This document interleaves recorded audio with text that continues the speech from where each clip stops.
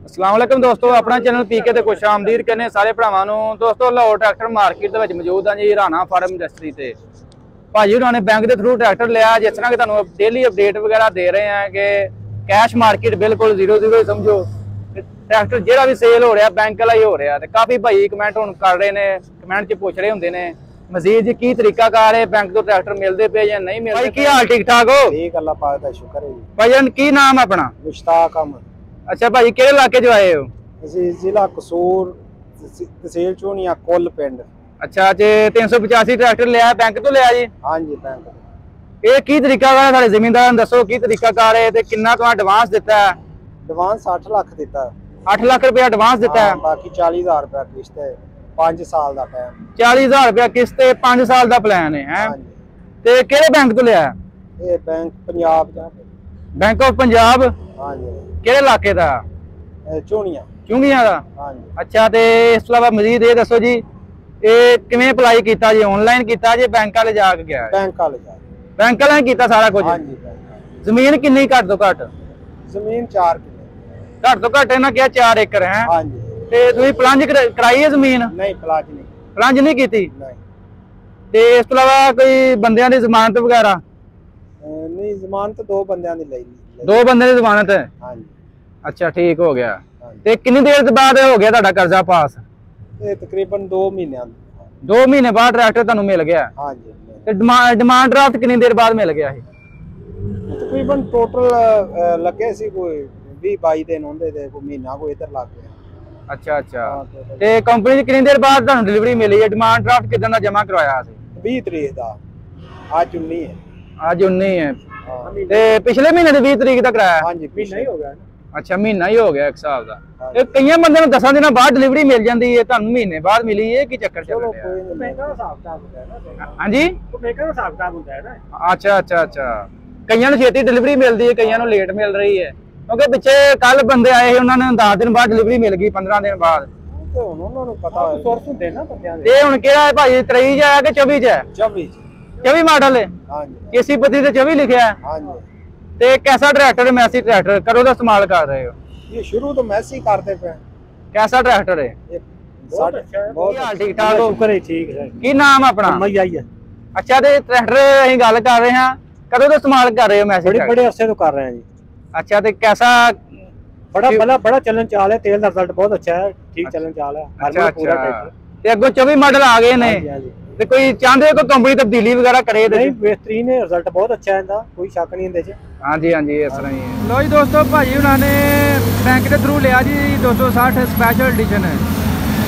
ਆ ਭਾਜੀ ਹੁਣੀ ਇੱਥੇ ਨੇ, ਇਹਨਾਂ ਨੇ ਜੀ ਬੈਂਕ ਦੇ ਥਰੂ ਲਿਆ ਜੀ ਰੋਜ਼ਗਾਰ ਸਕੀਮ 7% ਵਾਲਾ।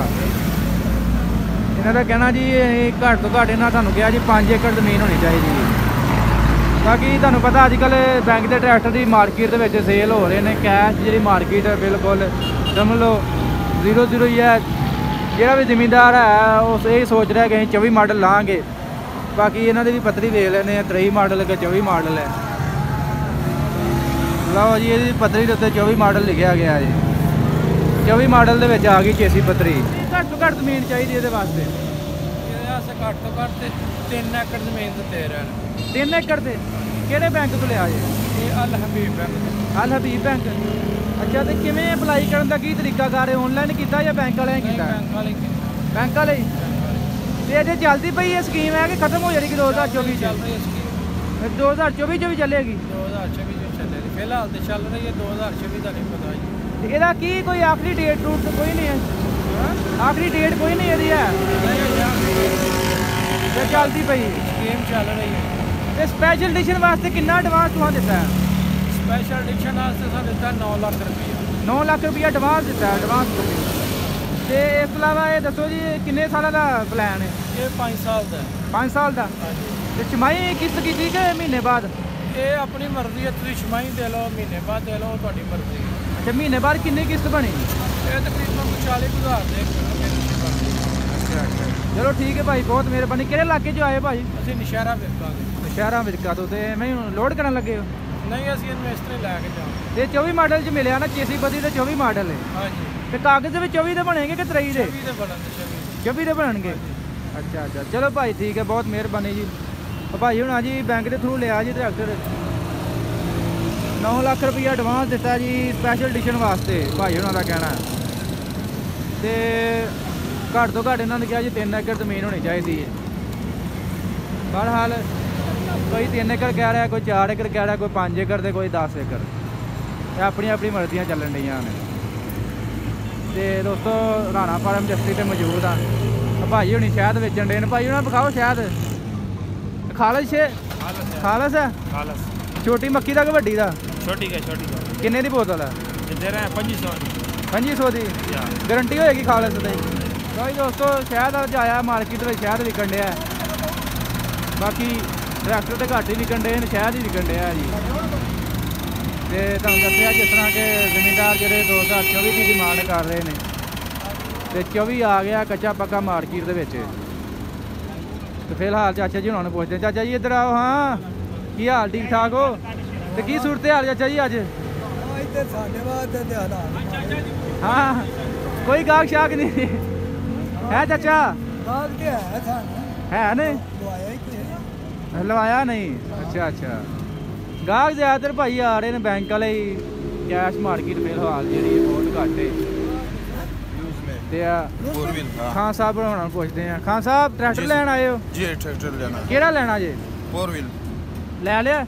नया थोड़ा चला हुआ हो, नया हो, रेट मुनासिब हो। ਹਾਂਜੀ ਹਾਂਜੀ। हाँ 0 ਮੀਟਰ ਲੈਣਾ ਕਿ ਚੱਲਿਆ ਆ? चले ਚੱਲਿਆ ਆ। ਇੱਥੇ ਮੁਸ਼ਕਲ ਹੀ ਲੱਭਣਾ। ਇੱਥੇ 0 ਮੀਟਰ ਹੀ ਮਿਲਦਾ ਜ਼ਿਆਦਾਤਰ। 0 मीटर क्या रेट है? 0 ਮੀਟਰ ਦਾ 45-85। 45-85 क्या हाँ जी। क्या साथ है? ਹੁਣ ਸ਼ੋਰੂਮ ਵਾਲਿਆਂ ਦਾ ਪਤਾ ਕੋਈ ਨਹੀਂ ਕਿੰਨੇ ਚ ਵੇਚਣ ਦੇ ਨੇ। ਹਾਂਜੀ ਕੰਪਨੀ ਰੇਟ ਤੇ 45-85 ਹੈ ਜੀ ਖਾਨ ਸਾਹਿਬ। ਹੋਰ ਚਾਚਾ ਜੀ ਕੀ ਹਾਲ? ਠੀਕ ਠਾਕ ਹੋ? ਸੁਣਾਓ ਫਿਰ ਕੀ ਸੂਰਤ ਹਾਲ ਹੈ? ਗਾਹਕ ਸ਼ਾਕ ਆ ਰਹੇ ਆ? सिर्फ बैंक वाला है वो भी काम नहीं करते। ਬੈਂਕ ਵਾਲਾ ਹੀ ਹੈ ਸਿਰਫ? बैंक वाला है, कैश वाला नहीं, ਕੈਸ਼ ਵਾਲਾ ਨਹੀਂ ਹੈ। कोई भी नहीं। ਜ਼ਿਮੀਂਦਾਰ ਹੁਣ 24 ਮਾਡਲ ਢੀਕਣ ਦੇ ਨੇ ਹੈ। 2400 उसने जोर खत्म हो गया। बैंक वाले सारे ले लिए लोग। ਹਾਂਜੀ ਆ ਭਾਈ ਹੁਣੀ ਵੀ ਲਾਦਾ ਬੈਂਕ ਵਾਲੇ ਨੇ ਜੀ।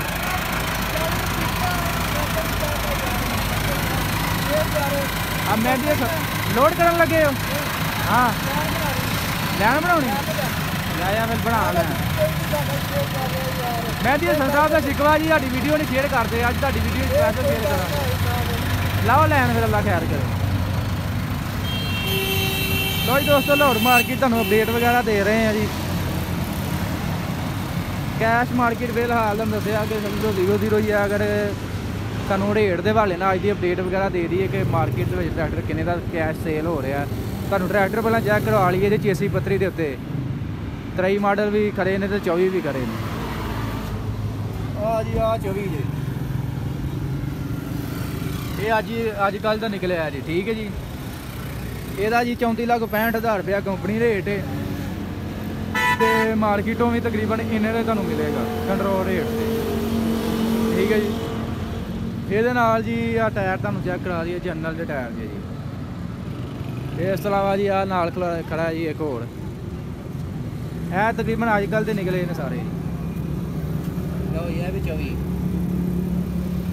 ਜਿਸ ਤਰ੍ਹਾਂ ਤੁਹਾਨੂੰ ਦੋਸਤੋ ਦੱਸਿਆ ਮਾਰਕੀਟ ਦੇ ਵਿੱਚ 385 ਟਰੈਕਟਰ ਦੀਆਂ 3 ਵਰਾਇਟੀਆਂ ਨੇ ਕਿ 32-13 ਵਾਲੀ ਵੀ ਇਨਵਾਈਸ ਹੈਗੀ ਹੈ, 34-65 ਵਾਲੀ ਵੀ ਹੈਗੀ ਹੈ ਤੇ ਅੱਗੋਂ ਜਿਹੜਾ 24 ਮਾਡਲ ਆ ਗਿਆ ਕੱਚਾ ਪੱਕਾ ਉਹਦੀ ਵੀ ਇਨਵਾਈਸ ਆ ਗਈ।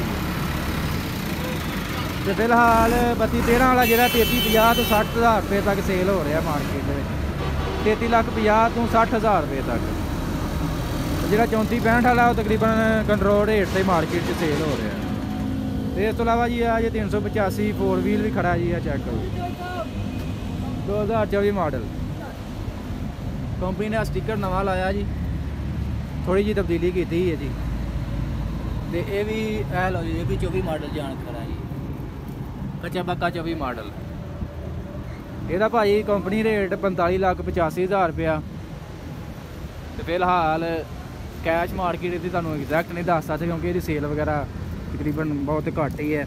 ਕੋਈ ਗਾਹਕ ਵਗੈਰਾ ਮਿਲੇਗਾ ਤੇ ਤੁਹਾਨੂੰ ਇਨਸ਼ਾਅੱਲਾ ਤੁਹਾਡੇ ਨਾਲ ਲਾਜ਼ਮੀ ਰੇਟ ਵਗੈਰਾ ਸ਼ੇਅਰ ਕਰਾਂਗੇ ਕਿਉਂਕਿ ਡੇਲੀ ਦੇ ਰੇਟ ਹੁੰਦੇ ਨੇ, ਡੀਲਰਾਂ ਦੀ ਆਪਣੀ ਡਿਮਾਂਡ ਹੁੰਦੀ ਹੈ, ਉਸ ਹਿਸਾਬ ਨਾਲ ਟਰੈਕਟਰ ਸੇਲ ਵਗੈਰਾ ਕਰਦੇ ਨੇ।